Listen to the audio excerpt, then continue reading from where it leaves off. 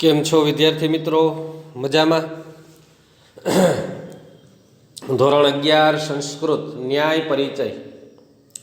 આપણે બે લેક્ચર પહેલાંની અંદર મેં તમને આખી વાર્તા કીધી હતી કે ભાઈ ન્યાય શબ્દ શું છે, કેવી રીતે છે, એનો ઉપયોગ, એની અંદર ન્યાયના ઘણાને થતું હતું કે ભાઈ સાહેબ આ ન્યાય એટલે શું? કાંઈ છે નહીં ભાઈ. ન્યાય એટલે કહેવત કે સાહેબ અમે 1 થી 10 ધોરણની અંદર ગુજરાતી, સંસ્કૃત, હિન્દી, સમાજ, ગણિત, વિજ્ઞાન બધુંય ભણ્યા.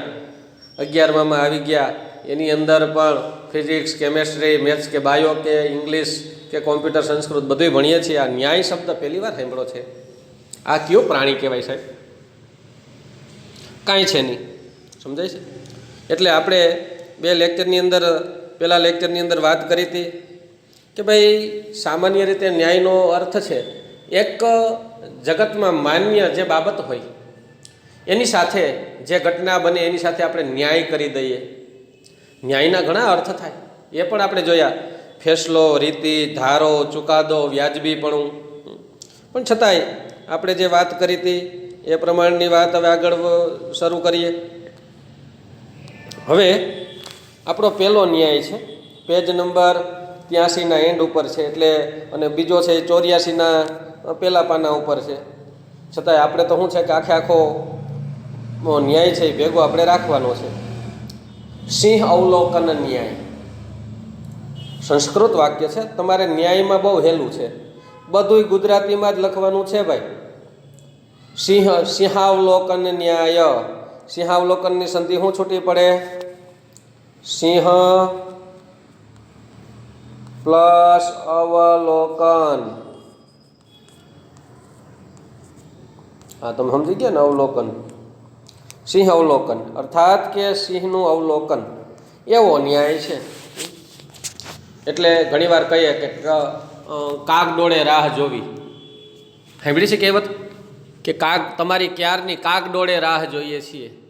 કાગ ડોળે રાહ જોવી એટલે કાગડો જેમ ચારે બાજુ ધ્યાન રાખી અને ઉતાવળ નિષ્ઠાથી ધ્યાન રાખતો હોય, ઉતાવળી ચાતક નજરથી, ભાઈ ચાતક નજર કહીએ ને, ચાતક નજરથી જોઈ લીધું. ચાતક નજરથી જોવું, કાગ ડોળે રાહ જોવી. કાગડો જેવી રીતે આમ ચારે બાજુ ડોરા ફેરવતો હોય ને વાટ જોતો હોય, એમ અમે પણ ક્યારના તમારી ઉત્કંઠાથી રાહ જોતા હતા. એમ સિંહ અવલોકન. સિંહનું અવલોકન શું હોય છે, કેવી રીતે છે, એ ન્યાય આપણે વાંચી સાંભળીએ, જોઈએ જઈએ. પહેલાં તો હું આખું વાંચી સંભળાવું. હજી આ તમારો પહેલો ન્યાય છે ને, એટલા માટે કે સિંહ શબ્દ એક પ્રાણીનો વાચક શબ્દ છે. અવલોકન એટલે જોવું. જંગલના રાજા મનાતા સિંહ નામના પ્રાણીની એક વિશેષતા છે, તે જ્યારે ચાલતો હોય છે ત્યારે થોડા અંતરે પાછું વળીને જોઈ લેતો હોય છે.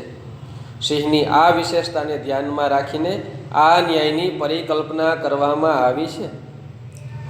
આ ઉપરથી એવો બોધ મળે છે કે માણસે ચાલવાનું ભલે આગળ ને આગળ હોય, પણ ક્યારેક પાછા વળીને પણ જોઈ લેવું જોઈએ. એક વિદ્યાર્થી તરીકે તમારે આગળ ઉપલા ધોરણમાં જવાનું છે, તેથી તમારી નજર પણ ત્યાં જ હોવી ઘટે. તેમ છતાં આગળ વધવાની આ પ્રક્રિયામાં ક્યારેક પાછળ વળીને પણ જોઈ લેવું જરૂરી છે. જો તમે 11માં ભણતા હોય ધોરણમાં, તો ક્યારેક 10મા ધોરણમાં ભણેલી વાતો તરફ પણ તમારે નજર કરી લેવી જોઈએ. આપણે આખું વાંચી સંભળાવ્યું. બરાબર.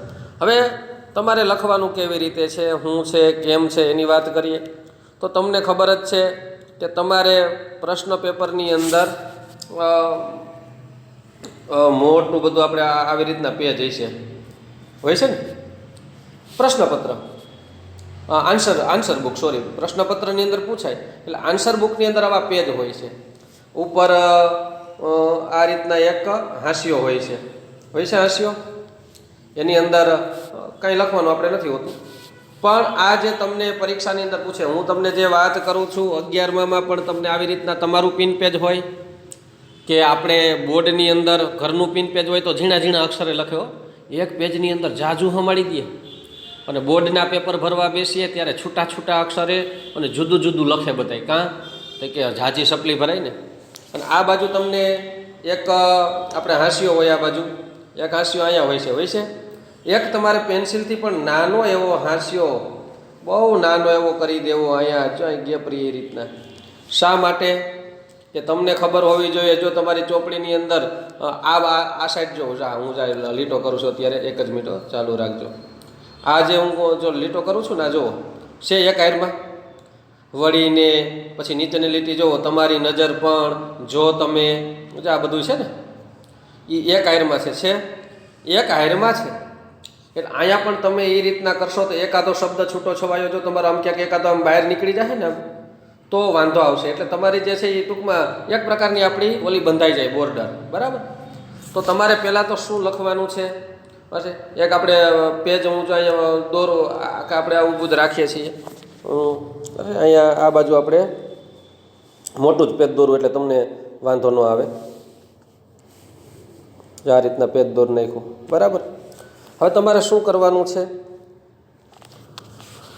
હવે તમારે માનો કે આની અંદર અહીંયા ઉપર હાસ્યો છે, અહીંયા પણ એક હાસ્યો છે, આ ઊભો લીટો, અને અહીંયા તમને કીધું કે એક તમારે બનાવી નાખવાનો છે હાસ્યો. અહીં તો હું આંગળીથી વાંકા ચૂકું થાય. ઉપર એક તમારે લખી એક લીટી છોડી દેવાની અને અહીં લખવાનું છે સિંહ અવલોકન ન્યાય, એટલે તમારી એક લીટી ભરાઈ ગઈ. પછી એનો અર્થ લખવાનો છે. સિંહ એટલે સિંહવાચક પ્રાણી અને અવલોકન એટલે જોવું. આવી રીતના શબ્દો લખી નાખ્યા એટલે 2-3 લીટી ભરાઈ ગઈ. પછી સમજૂતી, એક લીટી છોડીને સમજૂતી લખવી. એ સમજૂતી કેટલી લખવી, એ 2-4 લીટી એ રીતના લખવું. અને પછી પ્રયોજન, કઈ કઈ વસ્તુ તમારે આવશે એ હું તમને કહું, બરાબર. એટલે કઈ કઈ વસ્તુ છે તમારે લખવી, તો જોવો તમારે શું લખવાનું છે. તો પહેલાં તો જે સિંહ અવલોકન શબ્દ છે એ તમારે પહેલાં લખી નાખવાનો. પછી એનો અર્થ લખવાનો છે. અર્થમાં બે છૂટું છૂટું. સિંહ એટલે કે સિંહ એક પ્રાણીનું નામ છે. પછી અવલોકન એટલે જોવું, બરાબર. એ તમારે લખી નાખો એટલે 2 લીટી ભરાઈ ગઈ. પછી એ જે છે પછી એકાદી લીટી છોડીને સમજૂતી. સમજૂતીમાં કેટલું લખવું, સમજૂતીની અંદર જે 2-5 લીટીઓ છે એ તમારે લખવાની. એ સમજૂતી લખાઈ ગયા પછી તમારે લખવાનું છે પ્રયોજન. કેટલું પ્રયોજનમાં લખવું, નીચેલી 4-5 લીટીઓ છે પ્રયોજનમાં આ રીતના લખવી. આમ તો આપણે જેથી રૂબરૂ ભેગા થશું, ચાલુ વર્ગ થશે, અપેક્ષા રાખીએ કે ભાઈ વહેલી તકે શરૂ થાય, કેમ કે અમને પણ આવી રીતના ભણાવવાની બહુ જોઈએ એવી મજા ન આવે. આ તો રોળવીએ એના જેવી વાત છે. પણ છતાંય મજબૂરીનું નામ મહાત્મા ગાંધી મજબૂરી નહોતા, પણ છતાંય ઘણા લોકો કહેતા હોય ને એમ કે કાંઈ વાંધો નહીં મામા કરતાં કહેણો મામો શું ખોટો, ન ભણવા કરતાં ઓનલાઈનમાં શું વાંધો, જે ભણાય. અને છતાંય ભણવાવાળા તો વિદ્યાર્થીઓ ભણે જ છે. માર્ચ મહિનાથી 15મી માર્ચથી લોકડાઉન આખા દેશમાં આવી ગયું, છતાં પણ ઘણા ટોપર વિદ્યાર્થીઓએ છે એ નીટની પરીક્ષામાં સારા એવા માર્ક પોતાની જાતે મહેનત કરી ઓનલાઈન ભણી અને મેળવા છે. શિક્ષક નજર સામે નહોતા, એ નહોતા કહેતા કે હાલે ભાઈ અહીં 5 કલાક બેસી જા. છતાંય વિદ્યાર્થીઓ જે સેલ્ફ લર્નર છે એ વિદ્યાર્થીઓએ તો જાતે મહેનત કરી અને બધુંય કરી લીધું હતું. એટલે માણસ છે એણે પોતાની જાતે પણ મહેનત કરતી રહેવી જોઈએ. હવે ન્યાય શું કહે છે, શું સમજાવે છે એની વાત કરું તો પહેલાં તો તમારે લખવાનું થાય તો પેજ ઉપર શું લખવાનું છે. પ્રશ્ન નંબર માનો કે 17મો હોય અને આ પૂછાણો સિંહ અવલોકન ન્યાય અથવા તો કોઈ પણ ન્યાય પૂછાય તો તમારે લખવાનું પ્રશ્ન નંબર 17 સિંહાવલોકન ન્યાય. એટલે એક લીટી છોડીને એક લખી એટલે તમારી એક લીટી તમારે વ્યવસ્થિત રીતે છૂટું છવાયું એટલે ઘણા વિદ્યાર્થી લખે એક લીટીમાં 8-10 શબ્દો જ લખે, 8-10-12 કે અક્ષરો જ લખે, અક્ષરો તો ખાલી શબ્દો નહીં, છૂટું લખાય. આ જ ક મ ડ મ ગ ને એમ કરીને એક લીટીમાં આખા 8-10 અક્ષરો જ લખે. ભાઈ જોવાવાળા મૂર્ખ છે. વ્યવસ્થિત લખવું, બહુ ખીચડોય નહીં. ઘણા તો કીડીના ટાંગા જેવા અક્ષરો કરે, આમ બિલોરી કાચ લઈને જોવા પડે કે આ શું લખ્યું છે. અને જોવાવાળાને મજા ન આવે ને એટલે ઉડધૂડ માર મૂકી દે. કેમ કે માર્ક પેપર જોવાતા હોય ને ત્યાં ઝડપનું નામ જાદુ જ હોય. ભાઈ અમે તો જોવા વર્ષોથી જઈએ છીએ. વ્યવસ્થિત જેના અક્ષરો સારા હોય, જે વિદ્યાર્થીઓએ સરસ મજાનું પાઠ પાડીને લખ્યું છે, મુદ્દા પાડીને લખ્યું છે, મુદ્દા પાડીને ખાલી મુદ્દા, ઘણા તો વિદ્યાર્થીઓ હોય મુદ્દા છે ને એ જ સાચા લખે, અંદર તો દે ધનાધનો ચક્ક ભલે ભ સારે ગામા પધનીસા મભનત ગા ગા મન પણ એમ શીખી નાખે. ભાઈ એમ ન હાલે. ઉપર તમે હેડિંગ સારું લખો, શબ્દો છૂટાછવાયા લખો, પછી ઉપર તમે જેને પ્રસ્તાવનાના મુદ્દા બાંધો છો એ લખો, પ્રસ્તાવનાના મુદ્દા સાચા બાંધ્યા અને એ મુદ્દાને આધારિત તમે લખો ભાઈ. અને ઘણાને તો માગ્યું હોય થોડું અને લાંબુ લાંબુ લખે. 2 માર્કમાં પૂછ્યું હોય કે મુદ્દાસર 8-10 વાક્યોમાં જવાબ લખો, તો એ 8-10 વાક્યને બદલે 8 દુ 16, 17, 18 વાક્યોમાં લખે. તો 2 માર્કના 3 માર્કના પ્રશ્નમાં તમે 8ને બદલે 16 લખી નાખો તો શું તમને 2ના 4 માર્ક મળે? ન મળે ભાઈ. મેક્સિમમ માર્ક મળે, બરાબર છે, પણ તમારે 8ના 10 થાય તો બરાબર છે. 8 લીટીમાં પૂછ્યું હોય ને 10 લખો તો બરાબર છે.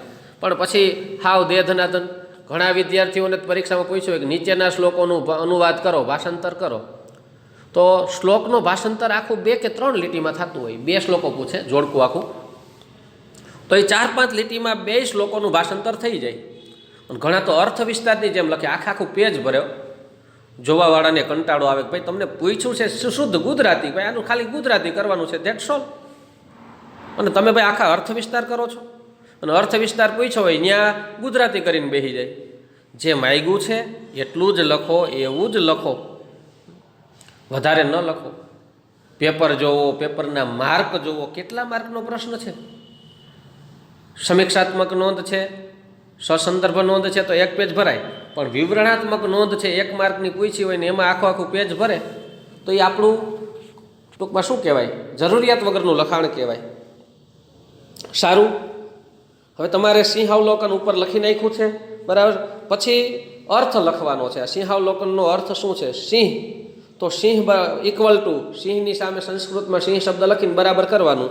સિંહ એક પ્રાણીનો વાચક શબ્દ છે. નીચેની લીટીમાં લખવાનું અવલોકન. અવલોકન ઇક્વલ ટુ જોવું. અવલોકન કરવું એટલે કે જોવું, બરાબર. પછી તમારે એની સમજૂતી લખવાની છે કે આ સિંહ અને અવલોકન આ 2 શબ્દો છે, આ ન્યાય શું કહેવા માગે છે. કે જંગલના પછી તમારે લખવાનું સમજૂતીમાં, 1 લીટી છોડીને પછી સમજૂતી એવો મુદ્દો બાંધીને, જંગલના રાજા મનાતા સિંહ નામના પ્રાણીની એક વિશેષતા છે. આ બધું તમારે લખવાનું. તે જ્યારે ચાલતો હોય છે ત્યારે થોડા થોડા અંતરે પાછું વળીને જોઈ લેતો હોય છે. સિંહની આ વિશેષતાને ધ્યાનમાં રાખીને આ ન્યાયની પરિકલ્પના કરવામાં આવી છે. તમારે એટલું શેમાં લખવાનું છે? સમજૂતીમાં. કે આ સિંહ અવલોકન તમને કહેવા શું માગે છે, આપને શું શીખવવા માગે? તો કે સિંહ નામનું પ્રાણી છે ચારે બાજુ જોઈ લેતું હોય છે. અને એક વસ્તુ યાદ રાખવાની, જો આની અંદર ભલે હળંગ આપ્યું છે પણ આપણે તો ન્યાય, પછી એનો અર્થ, પછી એની સમજૂતી ને એનું પ્રયોજન. પ્રયોજન એટલે કે આ ન્યાય આપણે પ્રયોજીએ ક્યારે? મેં તમને વાત કરી હતી કે કાગનું બેસવું, ડાળનું ભાંગવું. કોઈ તમે દિવાલના બાયણાને કે બારીને તમે હાથ દીધો હોય અને એ બારી છે પડે, તો હકીકતમાં કોઈ આપણે કાંઈ બારી પાડી નથી કંઈ, છતાંય કોઈ ગયેલા બારીને તે પાડી હતી કે ના ના ભાઈ મેં તો ખાલી હાથ અડાડ્યો તો તાર તૂટી ગઈ, આ તો ઓના જેવું થયું, કાગડાનું બેસવું, ડાળનું ભાંગવું. આપણી કહેવત છે. તો આપણે એ ન્યાય ક્યારે પ્રયોજીએ? કે ખરેખર વ્યક્તિને એવું લાગે કે આ વ્યક્તિના સ્પર્શ કરવાથી બારી તૂટી છે, પણ એ ખરેખર નિમિત્ત રૂપ હોતા, એ ખરેખર એનું કારણ રૂપ નથી હોતા, પણ નિમિત્ત રૂપ હોય છે. બારી તોડવાનું કારણ આ ભાઈ આ હાથ અડાડ્યો એટલે બારી ન તૂટે. ઘણું બારી છે તૂટું થયું. આ તો ખાલી બારીનું ઉદાહરણ દઉં. ઘણીવાર દરવાજો છે, ઘણા પંખાની સ્વિચ ચાલુ કરે ને તો ખરાક દરેણ અંદર હળગે. તો ભાઈ સ્વિચ તો વર્ષોથી આ હતી અને વર્ષોથી આ લોકો છે એ સ્વિચને ચાલુ બંધ કરતા હોય. તો ઘણીવાર લોકો બાને ચડી જાય કે ભાઈ તે આ સ્વિચ દબાવીને એની હિસાબે બળી. હવે એની જગ્યાએ કોઈક બીજા વ્યક્તિએ સ્વિચ દબાવી હોત ને બળવાની હોત તો ત્યારેય બળત. પણ આ તો બાના રૂપ બની જાય. એટલે કારણરૂપ ન હોવા છતાં પણ કારણરૂપ બની જાય, નિમિત્ત કહેવાય. નિમિત્ત બની જાય. જ્યારે જ્યારે આવી ઘટના બને ત્યારે આપણે ઓલી જગતમાં માન્ય એક બાબત છે, એક ઉદાહરણ છે, એક કહેવત છે કે કાગનું બેસવું ને ડાળનું ભાંગવું. એટલે ત્યારે આ ન્યાય છે એનું પ્રયોજન આપણે કરતા હોઈએ છીએ. એટલે સિંહ અવલોકનની વાત કરીએ તો કે ભાઈ સિંહ એક પ્રાણીવાચક શબ્દ છે, અવલોકન એટલે જોવું છે. પછી એ બેયનો અર્થ લખ્યા પછી 2-4 લીટી ભરાઈ ગઈ. પછી નીચેની લીટીમાં મુદ્દો પાડીને લખવાનું સમજૂતી કે સિંહ એક પ્રાણી છે, એની વિશેષતા એ છે કે એ થોડા થોડા અંતરે આગળ પાછળ વળીને જોયા રાખતો હોય. આ સિંહની વિશેષતા ધ્યાનમાં રાખીને આ ન્યાયની કલ્પના કરવામાં આવી છે.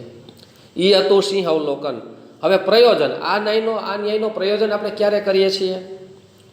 તો જો અહીંયા આપ્યું છે નીચેના પેરેગ્રાફમાં એ પૂછે ને. હવે અહીંથી તમારે પ્રયોજન એવું કરીને લખવું, પ્રયોજન, આ ન્યાયનો પ્રયોજન ક્યાંથી છે, 2 ટપકા કરીને અહીંથી પછીના જે 5-7 લીટી છે એ તમારે લખી નાખવાની.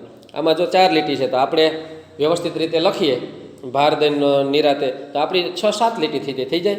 ઉપર 5-6 લીટી થઈ ગઈ, નીચે પણ 5-6-7 લીટી થઈ ગઈ, 10-12-14 લીટી થઈ ગઈ. છૂટું છૂટું વ્યવસ્થિત લખીએ એટલે આપણું પેજ ભરાઈ જાય. એટલે જોનારને જોવું પણ ગમે. સમજી લેજો, તમને કોઈ પેપરની અંદર હું અત્યારેથી પ્રેક્ટિસ એટલા માટે આપું કે તમે ધોરણ 12ના બોર્ડની પરીક્ષામાં બેસો ત્યારે જોનારને આપણું લખાણ આકર્ષક લાગવું જોઈએ. બીજા કોઈએ સારું લખાણ લખ્યું હોય, આપણા કરતાં સારું છૂટું છવાયું, તો એને 2 માર્ક આપ્યા હોય ને પછી આપણે આ ખીચડો ચોપડીમાં સીધું આપ્યું છે એમ આપણે આપી દઈએ તો આપણે 2 માર્ક દેશે. કોઈનું સારું જોયા પછી આપણું આવે તો આપણું ઝાંખવું પડે એટલે આપણે 1.5 માર્ક દઈએ. પણ બીજાની જેમ આપણે પણ છૂટું છવાયું વ્યવસ્થિત રીતે લખ્યું હોય તો આપને છે એ પૂરેપૂરા 2 માર્ક દે. અને કોઈ વ્યક્તિએ હળંગ લખ્યું હોય ને એને 1.5 માર્ક દીધો હોય ને પછી આપણું લખાણ સારું આવ્યું હોય તો જોનારને તેમ કે ના ના આ વિદ્યાર્થીનું તો લખાણ બહુ સારું છે, જોયું છૂટું છવાયું લખ્યું, અર્થ લખ્યો છે, સમજૂતી લખી છે, એનું પ્રયોજન લખ્યું છે, બધું વ્યવસ્થિત છૂટું છૂટું કરી અને પીરસવું છે, તો હાલો આને 2 માર્ક આપી દો. કોઈ તમને પેપરની અંદર માર્ક એમને મફતના દેવા નથી બેઠું. જોનારને નજરમાં થવું જોઈએ કે વાહ સરસ લખ્યું છે, અને અંદરથી એનું હૃદય છે એ એમ કે દઈ દે હે ભલા માણસ કંજૂસ થામા, વિદ્યાર્થીએ સારું લખ્યું અને 2 માર્ક પૂરેપૂરા દઈ દે. એટલે બોર્ડની અંદર 2 માર્ક તમારે ન્યાય લખવાના છે અને 1-2 માર્કના MCQ પૂછાય છે. એ તો બહુ ટૂંકા હોય, એમાં તમારે 4 ઓપ્શન હોય એટલે બધા ન્યાય તમે ભણો ત્યારે 4 માર્ક થાય.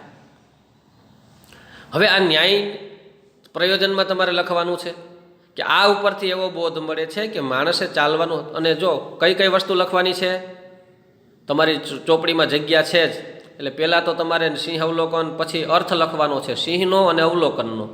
એ એક લીટીમાં લખ્યા પછી તમારે સમજૂતી લખવાની છે. સમજૂતીમાં શું હતું કે જંગલના રાજા મનાતા સિંહ નામના પ્રાણીની વિશેષતા એ સમજૂતી. અને આ ઉપરથી એવો બોધ મળે છે. આ બધાથી તમારે જે 4 લીટી છે એ શેમાં લખવાનું છે? પ્રયોજનમાં. પ્રયોજન નામનું પોઈન્ટ બાંધીને પછી એમાં લખવાનું છે. સમજાય છે? કઈ કઈ વસ્તુ બોલપેન લઈ લ્યો એટલે તમને ખબર પડે. દરેક ન્યાયમાં આમ જ થશે. પહેલાં અર્થ લખવાનો છે, પછી સમજૂતી અને પછી પ્રયોજન. ઓકે, બધાય ન્યાયને આવી રીતે. તો આમાં ભલે હળંગ લખ્યું છે પણ આપણે એના 3 પાર્ટ પાડીને લખશું એટલે જોનારને સારું લાગશે. હવે આ ન્યાય આપણે 4-5 લીટી વાંચી સંભળાવી. હવે તમને કહી દઉં કે આ ન્યાય શું કહેવા માગે છે, આ પ્રયોજન શું છે એનું. તો કે સિંહની એક ખાસિયત હોય, સિંહ ભલે આગળ હાલ્યો જતો હોય પણ સિંહ છે આગળ જોતો હોય અને આજુબાજુમાં ત્રાસી નજર કરીને પાછળ પણ જોઈ લેતો હોય. શું કોઈ પાછળ તો નથી આવતું ને? હું આગળ શિકાર કરવા જાઉં છું તો બાજુમાં કોઈ શિકાર રહી નથી જતો ને? એટલે જીવનમાં માણસે આગળ ભલે વધવાનું હોય પણ આજુબાજુની પરિસ્થિતિઓ અથવા તો પાછળની પરિસ્થિતિઓ પણ જોતી રહેવી જોઈએ. એટલા માટે તો ઓલું ગીત છે ને, એ ભાઈ જરા દેખ કે ચલો, આગે ભી નહીં પીછે ભી, દાएं भी नहीं बाएं भी, ऊपर भी नहीं नीचे भी, એ ભાઈ જરા દેખ કે ચલો. એ ભાઈ જોઈને હાલવું જોઈએ, આગળ જ નહીં પાછળ પણ, ડાબી બાજુ નહીં જમણી બાજુ પણ, ઉપર નહીં નીચે પણ.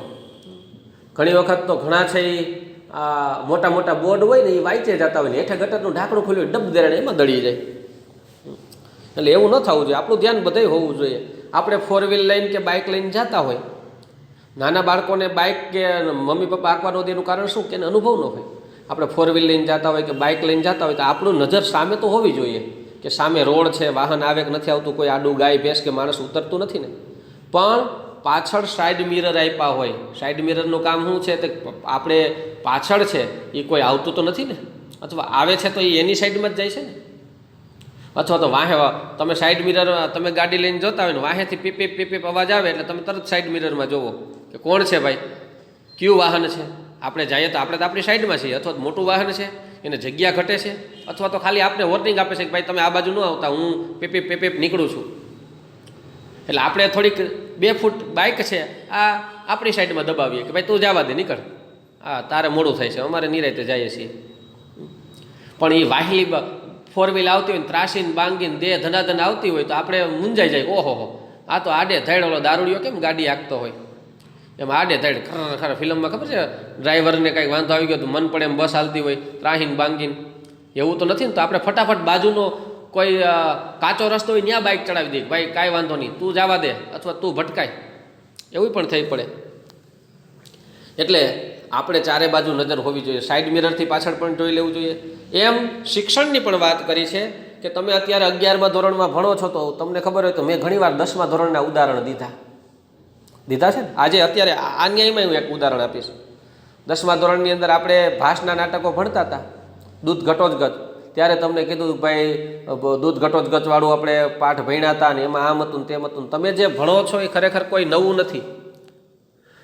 એ બધું શું છે તો કે અગાઉથી ધોરણ 1થી 10માં તમે ભણી ગયા હતા એ બધાયનો તો સમન્વય છે, સાથે સાથે એના આધારે તમારે આગળ ભણવાનું છે. માનો કે કોઈ ફિઝિક્સના સાહેબ નવું ચેપ્ટર શરૂ કરે છે, મેથ્સના સાહેબ, બાયોલોજીના સાહેબ, કેમેસ્ટ્રીના સાહેબ કાંઈ નવું ચેપ્ટર શરૂ કરે છે, તો એ નવા ચેપ્ટરની અંદર તમને કહે કે વિદ્યાર્થી મિત્રો આપણે આ ભણવાનું છે, અને આ છે એ તમને ખબર હોય તો ધોરણ 10ની અંદર તમે પ્રમેય ભણી ગયા, અથવા તો વિજ્ઞાનની અંદર મારા છે કેમેસ્ટ્રીની અંદર આ ભણી ગયા હતા, આ પ્રયોગ ભણી ગયા હતા. બાયોલોજીવાળા સાહેબ એમ કે ભાઈ આપણે આવી રીતના વૃક્ષોની રચના ભણી ગયા હતા, હવે એ વૃક્ષોની રચના છે તમે એટલી ભણ્યા હતા, હવે આપણે એટલું ભણવાનું છે. તો એ બધું ઉપયોગી થાય એની પર નજર કરીને પછી આગળ હાલે. એમ આપણે પણ ઘણીવાર ધોરણ 10, 9, 10ની અંદર કંઈ ભણ્યા હોય તો એના તમને ઉદાહરણ દઈને પછી અત્યારે તે પછી જ આપણે આગળ વધતા હોઈએ છીએ. તમને ખબર હોય તો ધોરણ 10ની અંદર 19મો પાઠ આવતો સત્યમ મયુરઃ, સાચે જ મોર છે. શાંડિલ્ય અને ગુરુ એના હતા પરિવ્રાજક, ચારે બાજુ વ્રજ એટલે જવું, ચારે બાજુ ફરતા હોય, સંન્યાસી હોય એને પરિવ્રાજક કહેવાય. તો ગુરુ શાંડિલ્યને કહે છે કે હાલ બેટા ભણ, ત્યારે શાંડિલ્ય કહે છે કે મારે નથી ભણવું. ભણવાનો હું તો પહેલાં તો મિનિંગ સમજવા માગું છું, ભણવું શું કરવા જોઈએ. ત્યારે ગુરુ એને કહે છે કે પઠિત પાઠે અપી પઠનાર્થાઃ કાલાંતરમ વિજ્ઞેયા ભવંતી. આ વાક્ય આવ્યું તો તમારે ભણવામાં? કે સાહેબ અમને ખબર નથી, આવ્યું હોય તો લોકડાઉન હતું સાહેબ, લોકડાઉન જેવું હતું નહીં ભાઈ. લોકડાઉન તમારી પરીક્ષા તો લેવાઈ ગઈ હતી માર્ચ મહિનામાં, છેલ્લા પેપરો હતા ત્યારે જ આ બધું હાલતું હતું કોરોનાની હિસાબે, પણ તમારી એક્ઝામ લેવાઈ ગઈ હતી. પઠિત પાઠે અપી પઠનાર્થાઃ કાલાંતરમ વિજ્ઞેયા ભવંતી. પઠનાર્થાઃ ભણનારા છે એ, પઠનાર્થાઃ ભણનારા, પઠિત પાઠે અપી ભણી ગયેલા પાઠો વડે પણ કાલાંતરમ સમય જતાં, આગળ સમય જાય ત્યારે સમજનારા થાય છે. પઠિત પાઠે અપી પઠનાર્થાઃ કાલાંતરમ વિજ્ઞેયા ભવંતી. વિજ્ઞેયા જાણકાર બને છે કે આ પાઠો વડે, તમે જે ભણેલા પાઠો છો એના વડે આગળ જતા સમજણવાળા બનો છો. માનો કે કોઈ વ્યક્તિ ડૉક્ટર બની જાય, કોઈ વ્યક્તિ એન્જિનિયર બની જાય, પછી જ્યારે રૂબરૂ જાય ત્યારે કે ભાઈ આપણે આમને નામ કરવાનું છે, ત્યારે યાદ આવે કે હા આપણે તો આવું કોલેજની અંદર સાહેબ ભણાવ્યું હતું, અથવા તો કોલેજમાં જાવ ત્યારે 11-12માં આવું સાહેબ કંઈક કહેતા હતા, હા આવું તો આવતું હતું, થોડુંક આવ્યું હતું સાહેબ, આવું કંઈક અમારે ભણતા હતા ને ત્યારે આવ્યું હતું. તો અત્યારે તમને ન સમજાય, પણ જ્યારે આગળના ધોરણમાં જાઓ ને ત્યારે ખબર પડે કે હા આવું કંઈક આવ્યું હતું. એમ અત્યારે તમને સાહેબ કંઈ કહેતા હોય તો આગળના ધોરણના ઉદાહરણ હા સાહેબ એવું તો આવ્યું હતું. એટલે એકડા આવડે તો ગુણાકાર, સરવાળા, બાદબાકી આવડે, પછી એના આધારે તમને લસા ગુસા આવડે ને એના આધારે સાઇન થીટા ને કોસ થીટા ને એના આધારે આગળ બધુંય આવે, ગુરુત્વાકર્ષણ શક્તિના નિયમોનું બધુંય. એટલે માણસે આગળ જ ખાલી નહીં, પાછળની બાબતો શીખા હોય, જોયું હોય તો એ પણ થોડુંક ધ્યાન રાખવું જોઈએ. બરાબર. આ આપણો આ ન્યાય હતો કે ઉપરથી એવો બોધ મળે છે, પ્રયોજનમાં તમારે લખવાનું કે માણસે ભલે આગળ ને આગળ ચાલવાનું હોય પણ ક્યારેક પાછા વળીને જોઈ લેવું જોઈએ. જો આપણે વિદ્યાર્થી છીએ તો આગળના ધોરણમાં, ઉપલા ધોરણમાં જવાનું છે, પણ તેથી તમારી નજર પણ ત્યાં હોવી જોઈએ. આપણી નજર આગળ જ હોવી જોઈએ. આગલા ધોરણમાં આપણે 11માં ભણીએ તો 11માનું ભણવાનું જ છે, તેમ છતાંય આગળ વધવાની આ પ્રક્રિયામાં ક્યારેક પાછળ વળીને પણ જોઈ લેવું જરૂરી છે. ઘણીવાર આ વસ્તુ આપણે સમજાણી ન હોય તો કે આવું ક્યાં આવતું, કે સાહેબ આ તો ચેપ્ટર અમે 9માં 10માં ભણ્યા હતા પણ બહુ યાદ નથી. તો ફરી પાછું 9માં 10માની ચોપડી જો પસ્તીમાં ભંગારમાં ન દઈ દીધી હોય, ખારીસિંગ ડારિયા ખલેલા ન ખાઈ ગયા હોય, તો એ ચોપડી ગોતીને ફરી પાછું યાદ કરી લે કે હા બરાબર સાહેબ હવે અમે આ વસ્તુ છે ને તદેવ તયે ભૂલાઈ ગઈ હતી પાછી. કેમ કે સમય જાય એટલે વિદ્યા ભૂલાઈ જાય. શિક્ષા ક્ષયમ ગચ્છતિ કાલ પર્યાત છે ને, સમય જતાં વિદ્યા નાશ પામે છે, મજબૂત મૂળવાળા વૃક્ષોય પડી જાય છે. ઉત્તમ ચ દત્તમ તથૈવ તિષ્ઠતિ. યજ્ઞમાં હોમેલું દાનમાં દીધેલું એમને એમ રહીએ છે. કોકને દીધું હોય તો યાદ રહે કે હા ભાઈ મેં તને એકવાર આ દીધું હતું, પણ વિદ્યા ભૂલાઈ જાય. સારું, એટલે ક્યારેક ક્યારેક 10મા ધોરણમાં ભણેલી વાતો તરફ પણ આપણે નજર કરી લેવી જોઈએ. આગળ પછીનો આપણો બીજો ન્યાય છે. આ પહેલો હતો, બીજો છે પંક પ્રક્ષાલનમ. પંક મોટો ન્યાય છે, થોડોક વાંચવામાં છે ને. એટલે હવે તમારે શું કરવાનું છે? માનો કે આ ન્યાય પૂછાય તો તમારે પેજની અંદર ઉપર લખી નાખવાનું. બરાબર, ઉપર હાવ ઓલું હાસ્યો એમાં નહીં, પણ પ્રશ્નની શરૂઆત કરીને પંક પ્રક્ષાલન ન્યાય મોટા અક્ષરે કરીને નીચે ઓલા સમુદ્રના કેમ મોજા આવતા હોય એમ એરો કરવાનો. પછી અર્થ લખવાનો. પંક એટલે કાદવ અને પ્રક્ષાલન એટલે ધોવાની ક્રિયા. હસ્ત પ્રક્ષાલનમ, હાથ ધોઈ નાખો.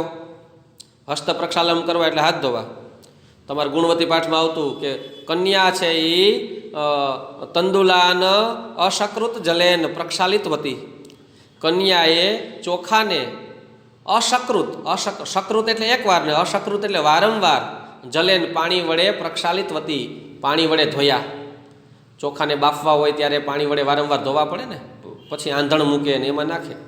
ઓલા ચોખા ઓરવવા કહેવાય, ઓરવા એટલે 2-4 પાણીથી ધોવે. એટલે એ કન્યા એ કર્યું હતું, પ્રક્ષાલન કરવું એટલે ધોવું. પંક પ્રક્ષાલન કાદવ ધોવા બેસવું, એ ક્રિયા છે. હવે તમારે અર્થ લખવાનો. પંક એટલે કાદવ અને પ્રક્ષાલન એટલે ધોવાની ક્રિયા. હવે પંક પ્રક્ષાલન શું કહેવા માગે છે? તો એની સમજૂતી લખવાની કે કાદવને ધોવાની ક્રિયાને પંક પ્રક્ષાલન કહે છે. કાદવમાં પગ પડી જાય અને પગ ગંદો થાય, ભાઈ ચોખ્ખી વાત છે. હા, બૂટ પહેર્યા હોય તો બૂટ ખરાબ થાય, એટલે તો બૂટ ધોવા પડે. એટલે કાદવમાં પગ પડી જાય તો પગ ગંદો થાય, તો કોઈ ખાસ મુશ્કેલી ન થાય. હોય કાદવમાં પગ પડી ગયો, હવે તો પગ કાપવો જોઈએ, એવું થયું નહીં. કારણ કે પાણીથી ધોઈ નાખાય ભાઈ, કેમ કે કાદવથી બગડેલા પગને સ્વચ્છ પાણીથી ધોઈ શકાય છે. આમ જો કે કાદવને ધોવાની સગવડ અવેલેબલ છે, ઉપલબ્ધ છે, છતાં પણ જો કાદવથી પગ બગડે જ નહીં એવી તકેદારી રાખવામાં આવે તો કાદવને ધોવાનો ઉપક્રમ મહેનત છે એ કરવાની નથી રહેતી. આપણે ખબર છે કે કાદવ છે તો ઘણા નાના બાળકો તો જાણી જોઈને હાલે કાદવમાં, કાંતિક પગ બગડે ને છપછપિયા થઈને મજા આવે. અને ચોમાસામાં તો છપછપિયા કરે ને એ નાય, એટલે અમુકની મજા આવે. કપડાં જાણી જોઈને પલારે નાના બાળકો. હા, પણ મોટા હોય વરસાદ આવતો હોય તો ગમે ત્યાં ઊભા રહી જાય.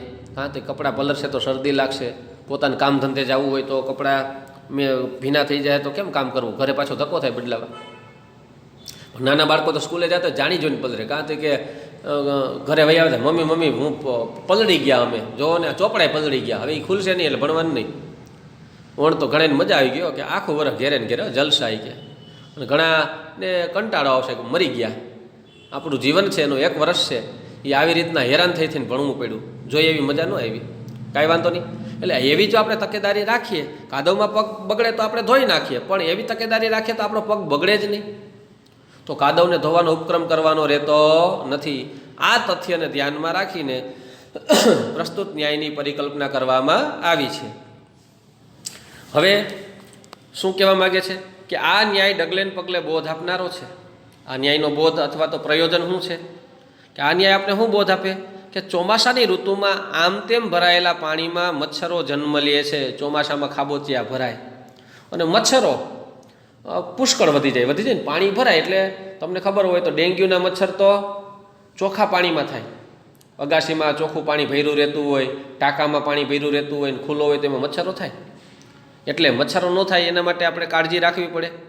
એટલે મચ્છરો પાણીમાં જન્મે છે અને વધી પડેલા મચ્છરોથી ગંદકીની મુશ્કેલી આવે છે. મચ્છરો વધે એટલે ગંદકી થાય અથવા તો રોગચાળો ફાટે. સામાન્ય રીતે માણસો એવું વિચારે છે કે મચ્છરના નિવારણ માટે જાતના સાધનો ઉપલબ્ધ છે અને માંદા થઈશું તો દવાખાનામાં સારવાર ઉપલબ્ધ છે. માનો કે મચ્છરો થયા અને આપણે ડંખ મારી ગયા, અથવા તો મચ્છરો થયા હોય તો આપણે ઘરમાં ભાઈ મેટ સળગાવી લઈએ, મચ્છરદાની રાખી લઈએ, અથવા તો ઓલા રેકેટ આવે તડ ચાંદલિયા ફૂટે એમ મચ્છર મરી જાય. ગમે કરશું, કંઈ શેરીમાં 2 ખાડા છે એ થોડા બુરવા જવાય, મચ્છર થવાના છે, એમાં શું ફેર પડે? મચ્છર આવશે તો એ જોયું જાય, જો હોગા સો દેખા જાયગા, એવું આપણે વિચારીએ.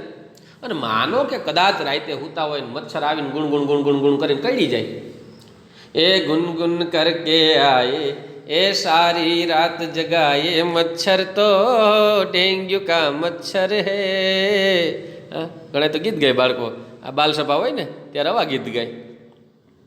ઓલું ભેંસનું, અબ તો મેરી ભેંસ ખાતી ન પીતી હે, ક્યા કરું હાઈ દૂધ નહીં દેતી હે. મારા બેટા નાના છોકરાને બાલસભામાં જાઓ તો આવું બહુ જાણવા મળે.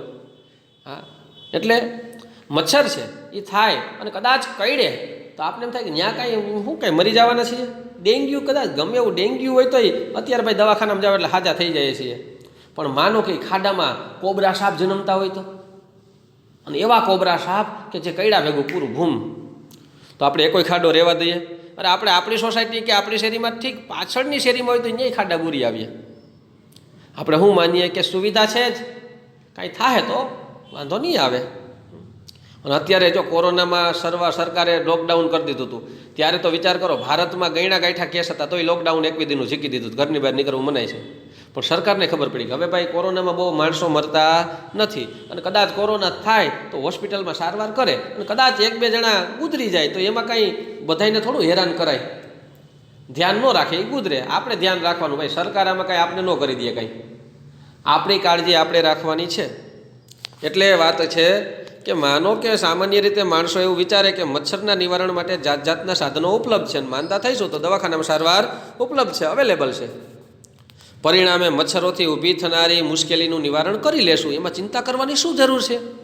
પરંતુ આવા વિચારોની સામે આ ન્યાય આપને ઉપદેશ આપી અને સમજાવે છે કે ચોમાસાની ઋતુમાં આમ તેમ પાણી ભરાય નહીં, મચ્છરો જ જન્મે નહીં, અને મચ્છરોને લીધે માંદગી જ ફેલાય નહીં, તેના પહેલાંથી જ આપણે તકેદારી રાખવી જોઈએ.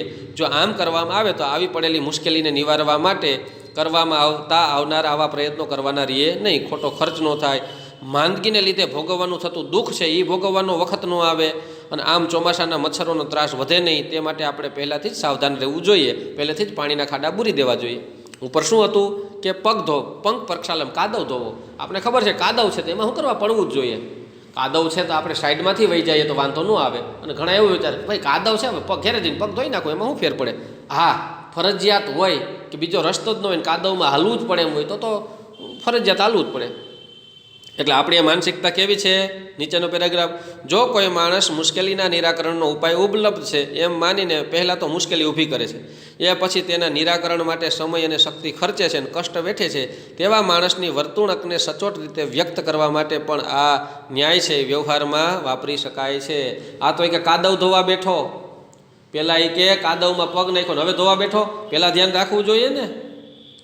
ઘણા હોય ને આખું વર્ષ જલસા કરે અને છેલ્લે પરીક્ષા ટાણે રોવે કે ઓહો હવે તો કે આખું વર્ષ ધ્યાન રાખવું જોઈએ ને, હું કરવા કાદવમાં પગ નાખ્યો તો. એટલે જે વિદ્યાર્થીઓ મહેનત નથી કરતા ને આળસ કરે છે એના માટે આ પંખ પ્રક્ષાલન પણ લાગુ પડે છે. બરાબર. આજે આ 2 ન્યાય પછીના લેક્ચરમાં પછીના બીજા 2 ન્યાય આપણે જોઈશું.